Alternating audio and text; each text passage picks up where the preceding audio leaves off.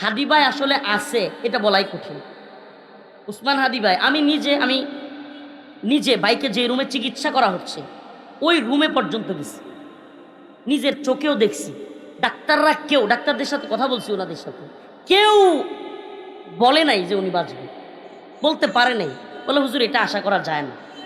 ওনার মাথার খুলি এমন গুলি এদিক থেকে বের হয়ে ওইদিকে চলে গেছে, এবং যেদিকে বের হয়েছে অনেকটা জায়গা নিয়ে বের হয়েছে, এবং ওনার মস্তিষ্কে এমন পরিমাণ আঘাত হয়েছে, রক্ত এমন পরিমাণ জমাট হয়েছে। আসলে আল্লাহ তাআলা চাইলে তো সব সম্ভব, কিন্তু এটা আশা করা যায় না। এবং খুদ বর্তমানে তাকে এক প্রকার ডেথই বলা যায়, এমন অবস্থায় উনি। এই এত নেতা রাইখা হাদির মতো ছেলের কি শুট করার দরকার ছিল?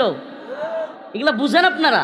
যে সমস্ত পোলা পায় হাদি, হাসনাত আব্দুল্লাহ, রফিকুল ইসলাম মাদানী, যেগুলো কারো কথা শুনে না, কারো তোয়াক্কা করে না, কারো গোলামি করে না, মানে এদেরকে হলো টার্গেট কিলিং করে শেষ করে দিবে।